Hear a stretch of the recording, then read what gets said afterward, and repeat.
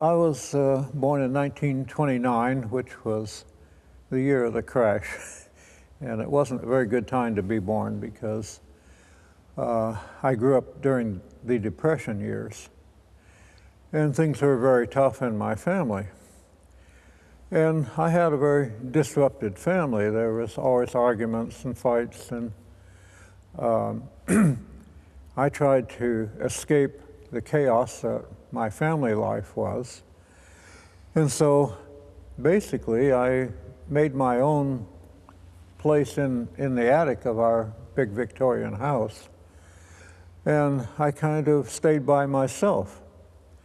But it also affected me socially. I wasn't able to relate very well with my peer group, with other guys. And when I went to school, I was picked on.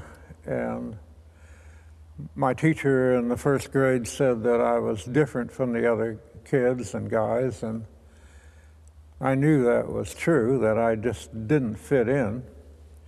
And I never did fit in school. It was always really a difficult thing to go to school. I didn't want to go to school. It was a very bad experience for me growing up. Well, when I was 13, a Christian group came to town. It was called Sermons from Science, and the Moody Bible Institute put it on. And Erwin Moon was there with his Sermons from Science. And my uncle and I went to see this because he liked all kinds of scientific things. And it was fascinating, but that was the first time I ever heard the gospel message. I didn't know what a Christian was or who Jesus was or anything. But that night, I really met the Lord. And even though I didn't go forward that night, I felt something had happened in my heart. And so somehow I established a relationship with Christ when I was 13. Well, I told my piano teacher about this experience, and she was a very charismatic Christian way back in the 40s. And she explained everything to me about what a Christian was and all of this. And she was organist at a church.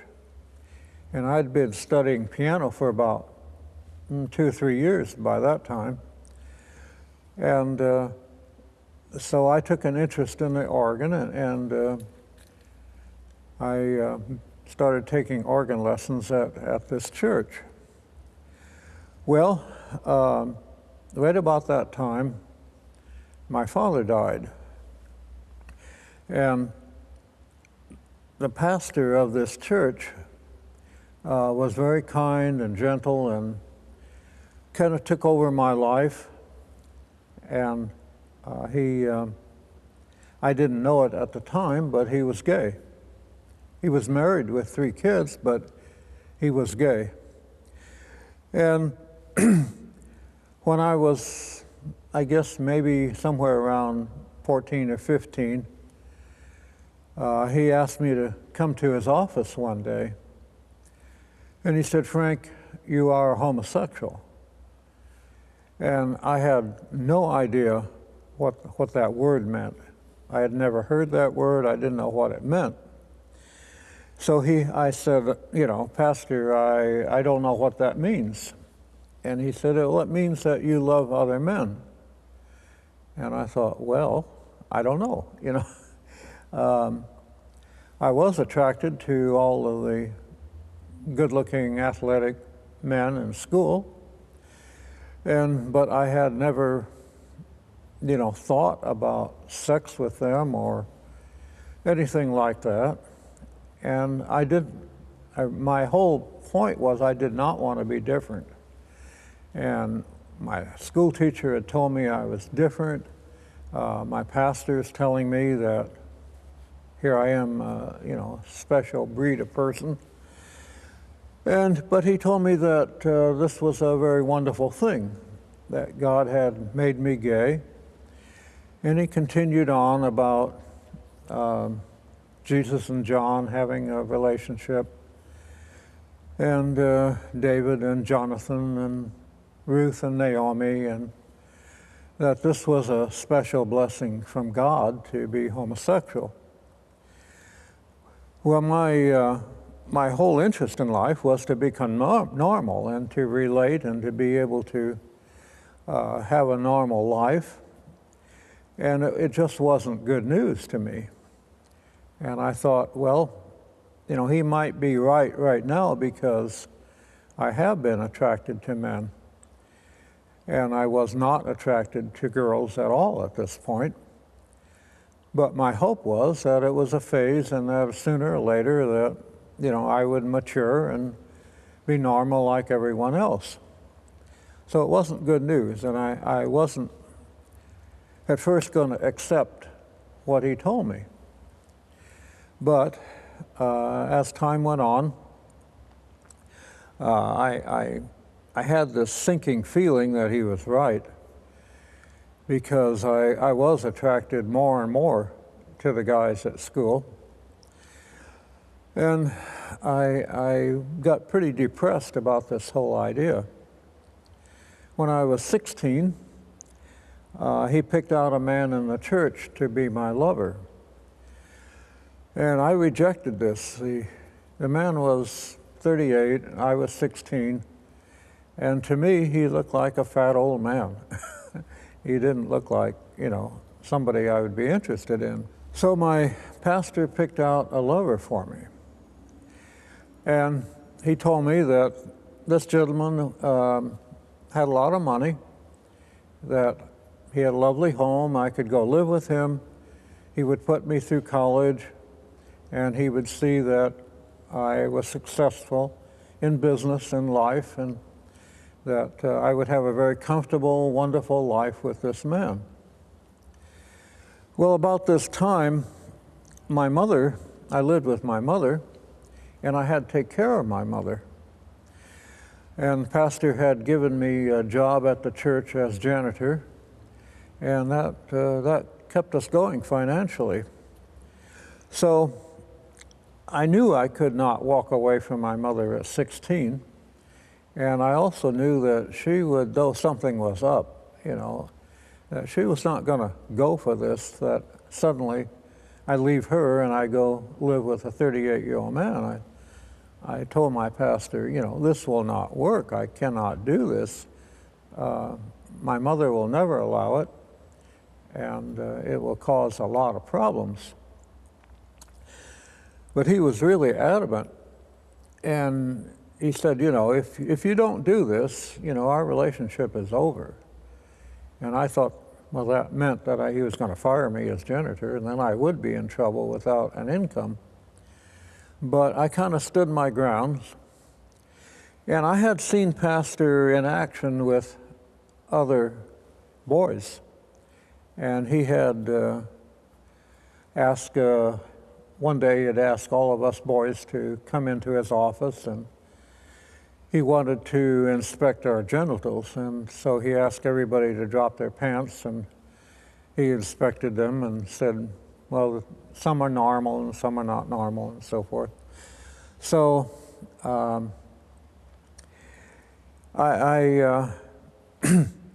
know, I had a real problem with him, but my hope was that he was wrong, that I would grow out of it, that I would find some young lady and get married and put all this in the past. So I did not go live with this man, but he was extremely angry with me. He wouldn't talk to me, but he didn't fire me. And I think the reason was because I knew too much.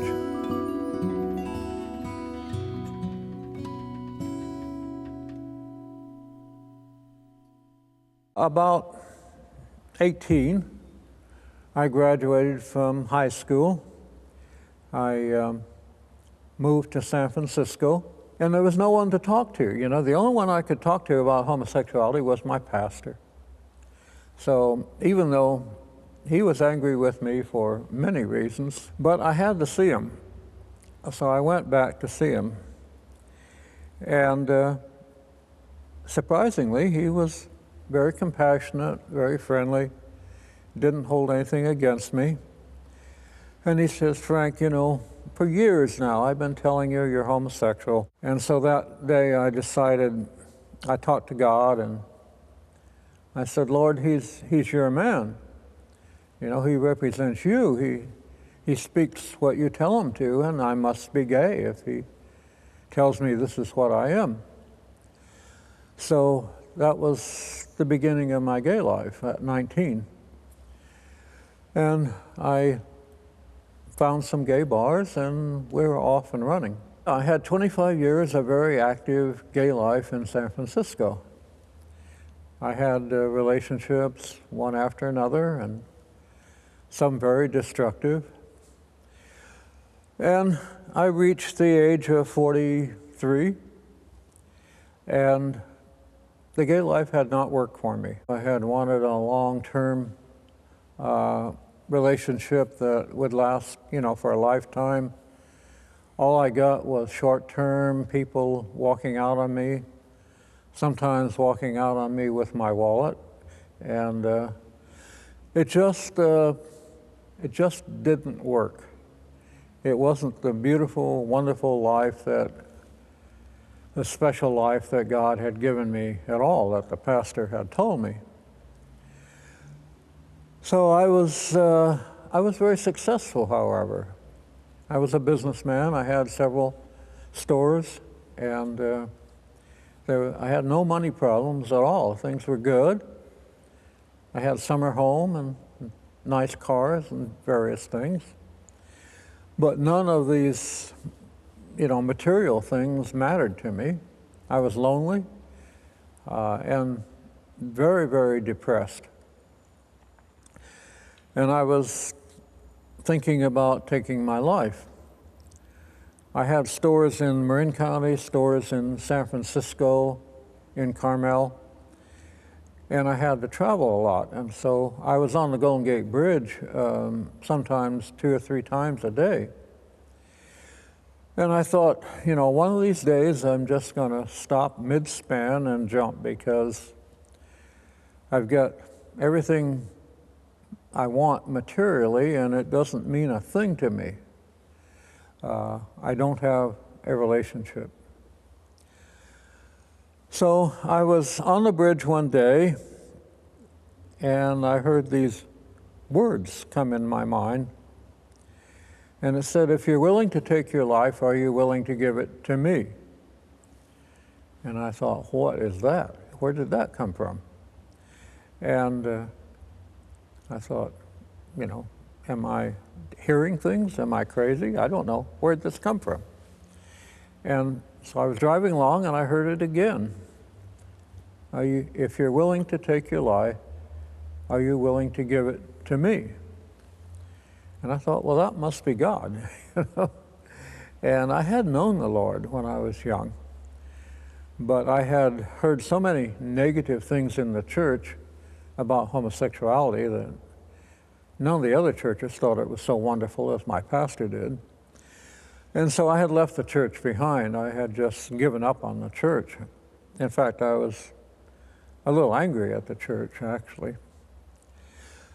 So, but I had a good relationship with God when I was in my teenage years. So I was leaving my office and I was coming down the corridor and I heard God say, I want you back. And it scared the life out of me because this time I really knew that this was God speaking to me. And I had a Christian young man working for me. So I looked him up, talked to him, and said, you know, God spoke to me. And he says, I want you back. And he says, I said, I don't know what that means. Well, he knew I was gay, but he wasn't gay. And so he led me in about a 20-minute sinner's prayer that included a lot of things I had never done, but I did agree, and if God had something for me, I wanted it, so I pretty much said yes to everything. And I thought, you know, my life is a complete disaster. It certainly couldn't be any worse with God. And so I thought, if the Lord wants me, He can have me. On Sunday, I went to church for the first time with this young man that was a Christian that worked for me. And I could see that there was gay people in the church. It was a hippie church, and this was 1973, right in the middle of the Jesus movement.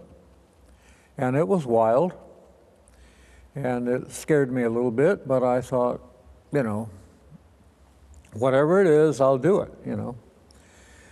So after church, 3 young men came to visit me, and they were all gay. And they said, I heard you made a recommitment to Christ, that you're leaving the gay lifestyle, and we would like to leave it too.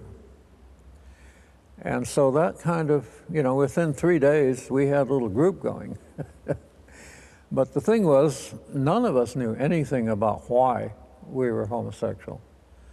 2 of the guys were married, but they were going off to the city to have sex with men. And one was single and had a lover. And so we decided that we would try to find out the cause of homosexuality, and together we would find the way out.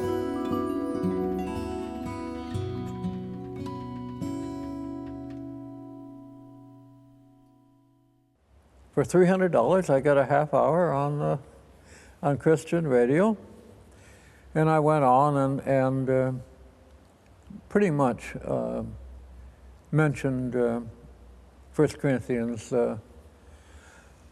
6, verse 11, that Paul knew homosexuals, that they had changed, that homosexuals could change, and that this idea that they were born to be lost was not scriptural.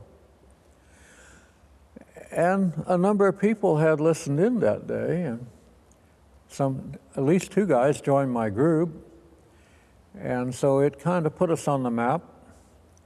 And sooner or later, we were having a fairly large group.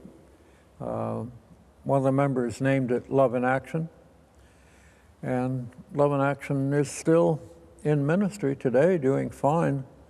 38 years now later, it's still going.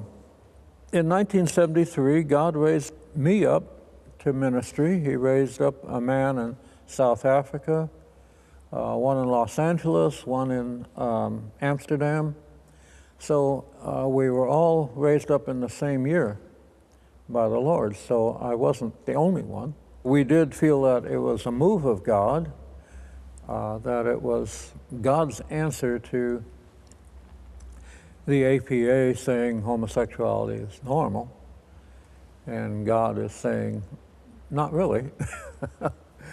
About 3 years into my ministry, I had a telephone call from a lady, Barbara Johnson, and she told me that her son had just went off into the gay lifestyle, and she was very depressed, and I talked to her for hours, and she was asking me, how could this happen, and why do people become gay?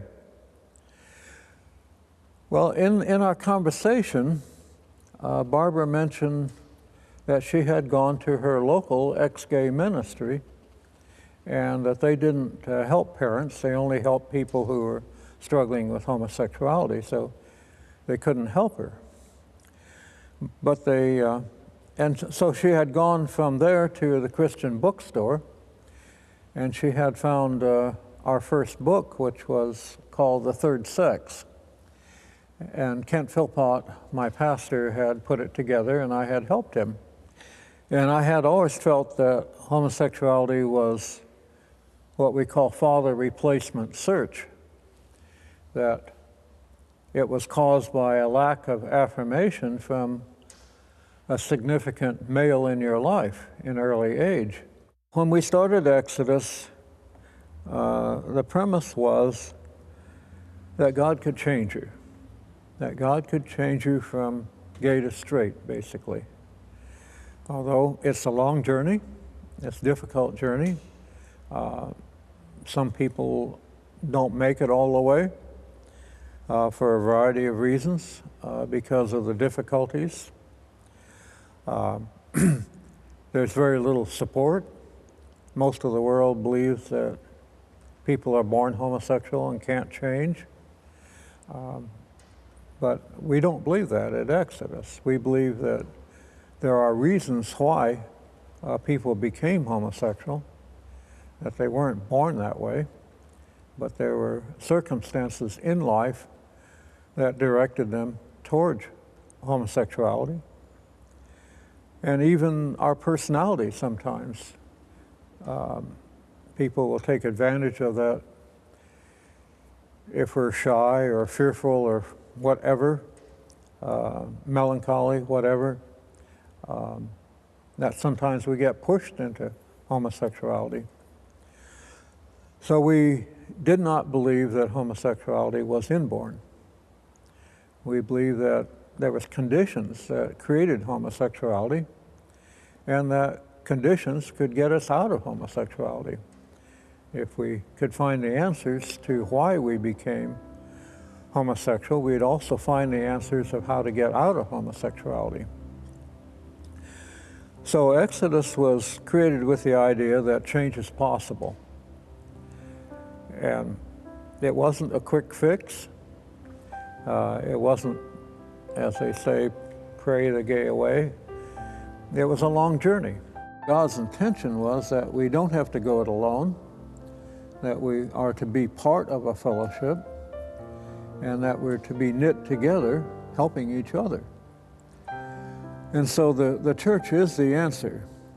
I know a lot of gay people have very negative feelings towards the church because of the rejection that they have received, and that many are very hostile towards the church. But that's where your healing will come from.